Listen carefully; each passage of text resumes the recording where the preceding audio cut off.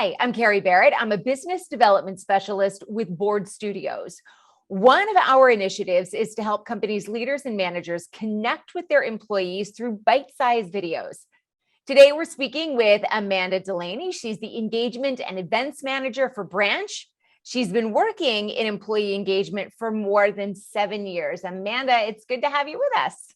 Thank you so much for having me. I'm excited to be here. Me too. This is such a hot topic, especially with what we've seen over the past 18 months, trying to build culture and employee engagement with so many people working remotely.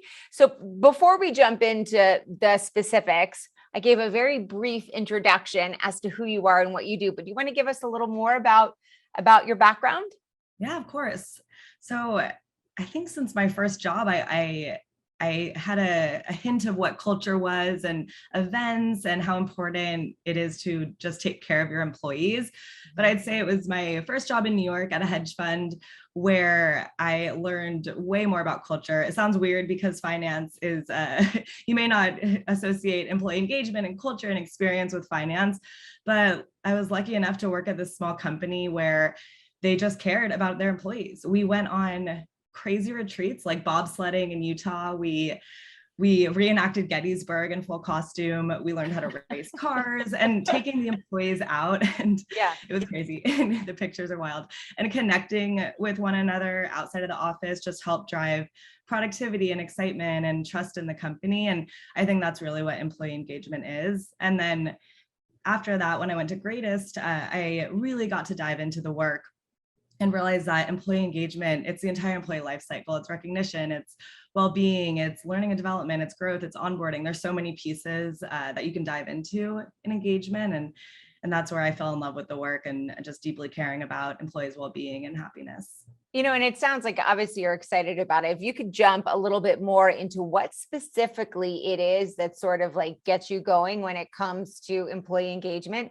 And then, you know, the second part of the question, I guess, is you spoke about, you know, bobsledding and like reenacting war scenes and all kinds of crazy stuff. I'd love to know like what impact those types of things and those different life cycles have on the entire organization. So let's start. This is a two-part question. Yeah. What gets you really excited about employee engagement? What is it? What is it about it? For me, it's the people. We have not been taken over by robots yet. We are still companies full of humans who have emotions and are creative and are whole and unique and adding something interesting to a company. And since we are people, my passion is how do you step outside of the work? How do you connect people? How do you feel valued, heard, recognized?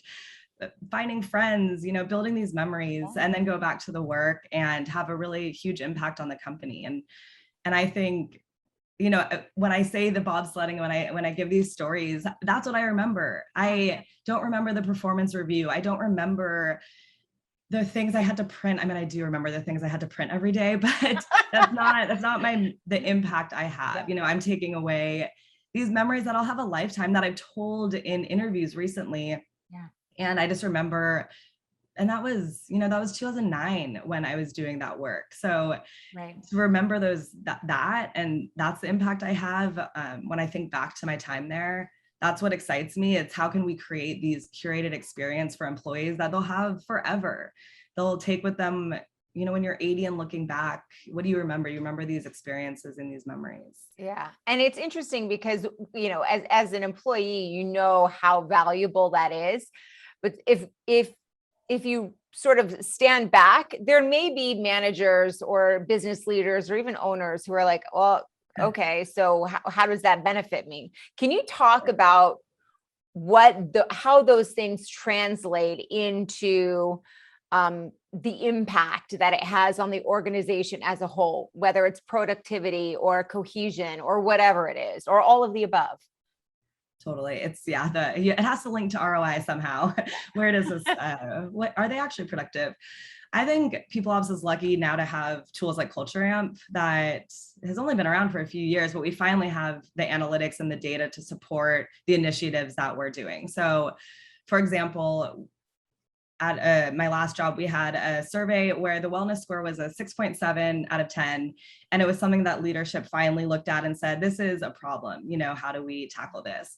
And after I rolled out the wellness program, massage, it was in person at the time, massages, meditation, yoga, workouts together, it increased to 8.4. And those scores in those surveys impact the greater engagement score. So when you look at the actual data, these programs, even though meditation in person may not be the number one thing that one would think would drive productivity, but it connects employees in person and actually does increase the score. So that's one example. And my other favorite to talk about is onboarding. Yeah. You hear stories, endless stories of, I didn't have my computer there, this didn't work. I didn't know where to go for this. My benefits, I couldn't sign up. And just understanding that the employee life cycle starts during recruiting. It starts when you're searching for that job. And then that day one, how do you feel when you get to that organization? And that will just increase the ramp period, which then increases how long you stay. It reduces costs. And all these sound like buzzwords, but the impact you have that first day at onboarding is priceless. You'll remember that day for your whole career. I remember all of my first days. Yeah, I do. Some of them were dreadful.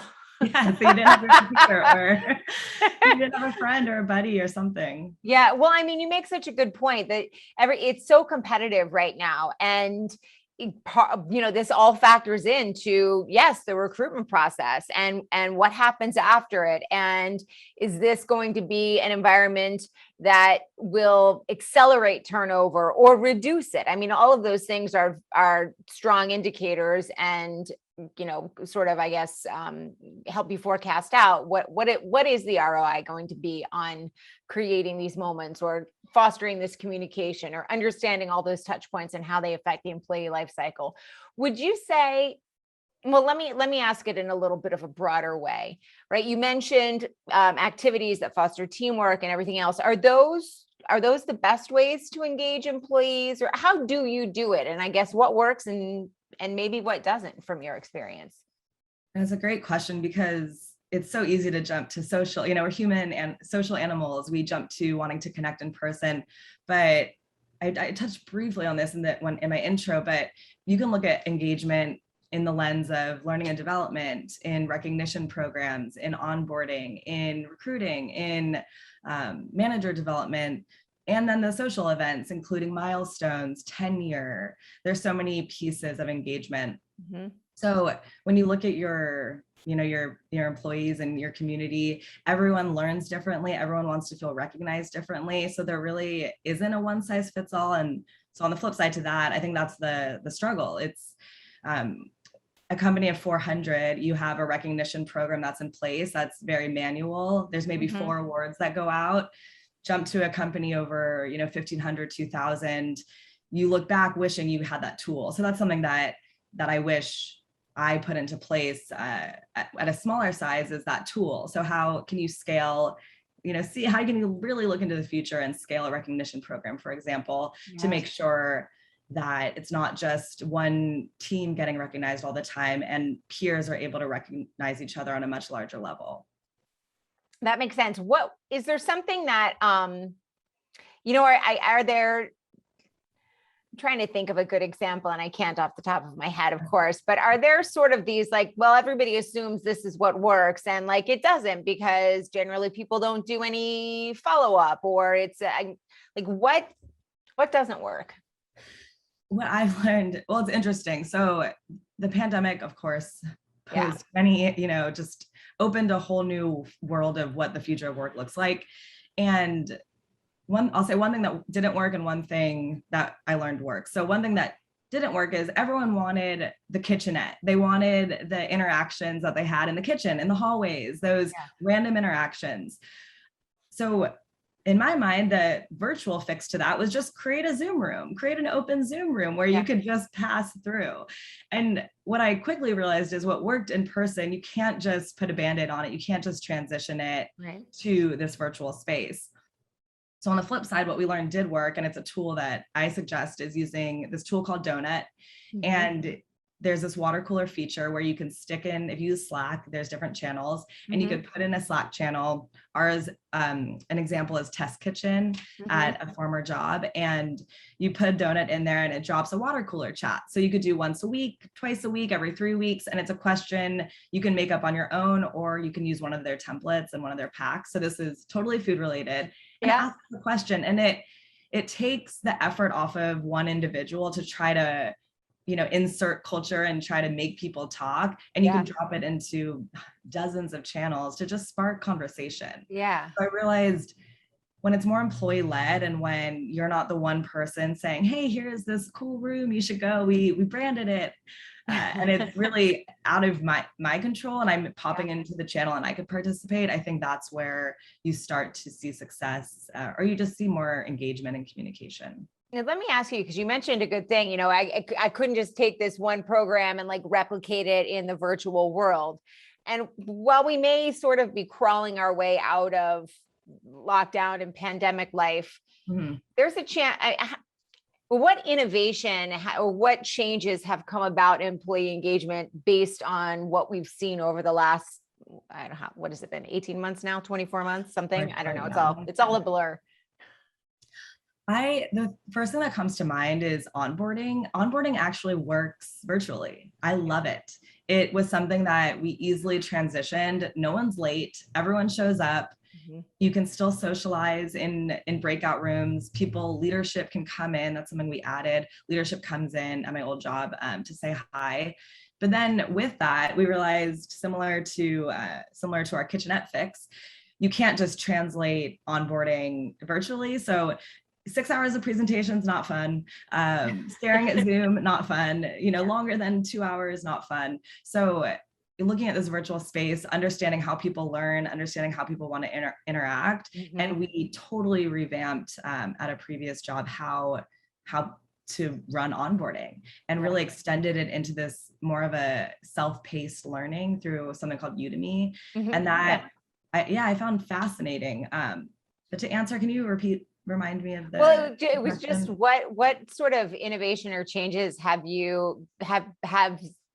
now I can't talk. What sort of changes or innovation has the pandemic brought about when it comes to employee engagement that you might see continue down the road, regardless of where things go? Yes, I think with the future of work and this new world, I think making sure that when we go back to in person, you have that virtual lens. So if you have a DJ in person for an in-person event, do a live stream so that the experience virtually is actually better than the experience in person.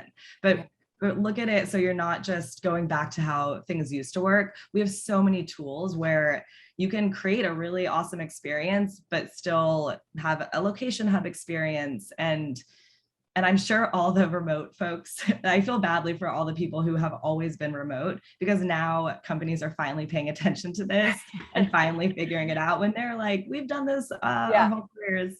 But I am excited for those folks and all the people who will be working remotely, because just finding that being equal, you know, in person, virtual, it's the same experience. You know, feeling in San Francisco to New York to India, Sydney, wherever you are, just have that consistent experience. That's awesome. What do you have coming up? What initiatives are you working on that you're excited about? And holidays 2021, I think in San Francisco, at least, holiday parties are huge. So that was in 2020, something that I had no clue. Is this going to be a thing? It's our biggest event. After transitioning it to a virtual space, I hosted 10 events where you can, you know, choose one to attend. We donated money to a charity. We had gifts. I just think, you know, that was us figuring it out during a pandemic. What could we do now? You know, there's so many new resources. How can we continue to create these experiences that are memorable? So I'm excited for holiday 2020. I'm excited for these recognition tools. There's tools that Disco is an example. I haven't used it yet, but I've talked a lot to them where you put it in Slack. It's made for Slack. It links to your values, and then you can tag things in Slack. You can run recognition programs in Slack. Everything can link to a value. It goes to Workday if you use Workday and the HRIS system. And then you can, in your performance review, see all the tags for the values that you've exhibited throughout the year. So I just think I'm excited about the tools that are out there right now. And there's so many people solving this future of work. So that's what I'm looking forward to. So you've segued nicely into the next question, and you've mentioned a little bit about the tools that are being developed to help create this environment that, you know, is probably here to stay, at least to some degree. Are there other, I don't know, pain points that you have, like consistent issues that you find with building employee engagement, or consistent issues with certain tools that maybe up until now have not been available, and so there've been missed opportunities? I think I'll think about the tool, but something that came to mind is figuring out tenure. And that could come with a tool. I think if there is a tool out there, and I think Disco's solving it, but if there is a tool out there that could figure out how to celebrate employees, make sure their managers know when their employees have an anniversary coming up, and perhaps it's a manager-based tool, you know, really helping the managers gain the skills for, you know, creating great one-on-ones, or, and I know there's tools out there, but how do you do it all? How do you celebrate your employees 1 year, 2 year, 5 year? And then for my perspective on that is, I haven't figured it out. I have a weird relationship with swag. You know, how much swag and monetary stuff do you give in regards to recognition? And then how much is it around pride and experiences and getting a letter from the CEO and that kind of stuff? So I think there's stuff figuring out the experiences, there's tools figuring out, you know, the Slack recognition piece, but I just think that's an area that I hope more stuff comes out, because I'm excited about that. You make such a good point. Back when I was working for a corporation, and it was an in-person environment, you know, I'd get an email, like maybe some trinket from, like, you know, whoever was up there that I didn't know and they didn't know me, but something in the database said that, oh, she's been here for however many years now. But my immediate manager had no flippant idea how long I had been there, nor did he or she know. It was sort of, I know the intent was there, but it was impersonal. Like if my manager had been able to say, hey, you've been here for 2 years, 3 years, or 4 years, or whatever, it would have made a big difference, I think. And I've never really put it in those terms until you just outlined it, right? It felt a little bit aloof. And you bring up such a good point. I don't know if have you read Daniel Coyle's book, Culture Code? No, but I have heard of it though. Actually, you're like the third person to mention it to me. Highly recommend, because I've gone back and found the chapter where he talks about personalization. If you send a swag kit where it's just personalized, it adds your name or your year, that increases employee engagement and satisfaction. I don't have the number, but by a lot. There's like a little bit of recognition. Oh, I'm not a like faceless number in this big environment where nobody knows anybody else. Yeah, especially when you get above 500 employees, or above what's the number, 120, when you stop recognizing faces. You really have to add that personalized touch. We did it recently with a swag gift, and we added everyone's name and start date, and people were blown away. Yeah, it's huge, right? People forget how much those little details make a difference. Yeah, and that's why you need this work. It's so important. It is so important. So with that said, what do you see coming up? What sort of trends or changes do you see down the road? I think still figuring out the future of work. Is it one face, one computer? Is it hybrid? Is it in person? I think employee swag stores that's something that I've heard a lot about lately. Adding that personal touch. People are proud to work somewhere. So how do you get that swag out to their families and friends and customers and clients, and putting customers first? What other things? How could I forget my favorite topic? I get to have a whole podcast episode with you about this. Wellness, mental health. That's the future. Finally, I mean, I talked about wellness we developed this program a few years ago based on that engagement score. I've always cared about it. I'm a yoga teacher on the side. So I go to therapy. I fully believe in talking and caring for your mental health. But this year really showed leadership and managers and all employees the importance of it. So adding mental health days is something I know a lot of companies have done. That's really important. I hope that stays. Just making sure managers check in with their employees and tell them it's okay to take the unlimited vacation they have, and that they're supported in that. I think that is unfortunately, I don't want to call it a trend, but I think it is a trend. And I hope it's something that actually embeds in the culture of all these companies today and in the future. So important. What else would you like to mention that, you think is important for people to know? I haven't asked you. Anything else you want to touch on? About employee happiness and people wanting to stay at a job, you just think about, they just want to feel valued. They want to feel heard. They want to feel like they're connected, that they have purpose, that they're connected to maybe the mission of the company, and having a team dedicated around learning and development. People want to grow. At least that's the community, the employees I've talked to. People just want to know they're going somewhere, they have impact, they're moving forward. And just making sure you have these teams dedicated to learning and development, to onboarding, to wellness, mental health, events, having fun. Life is short. I just want to make sure everyone's having fun and laughing and enjoying their time at these companies as well, while doing the good work and pushing the product forward. Absolutely. Let me ask you one final question. And when you were mentioning, it reminded me of a quote that I read the other day, and it talked about when you bring someone on and they're a high performer, but as they go down, and continue, they become a low performer, right? And oftentimes the management or whoever doesn't question themselves or look at what created this environment where this high performer went to a low performer. Can something like that potentially be tied to the engagement, the culture, the way is that something managers need to look at when they're evaluating an employee who has shifted dramatically in their productivity, et cetera?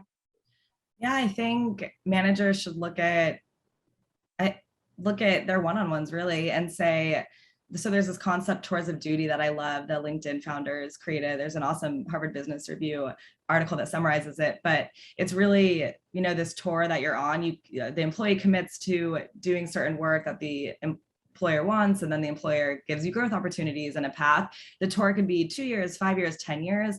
So I think the manager looking at their one-on-ones and wondering, when's the last time I asked this employee what they want to do in the future? When's the last time I asked the employee, do they feel like they're challenged or growing, or what are they curious about learning? What project can they hop on in a different department and learn there? So I do think it starts with those one-on-ones with the manager, making sure that they're checking in on their employee, and then the org as a whole, the growth opportunities they have for these high performers.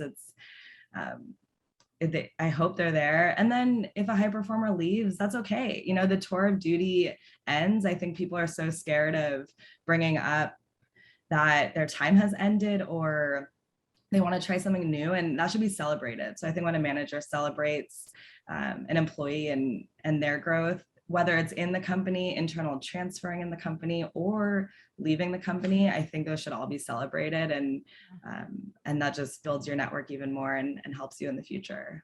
I love it. Amanda, you're amazing. Thank you so much. Thank you. This was so great. I love talking about this work. I can tell. It was great to have you. Thanks.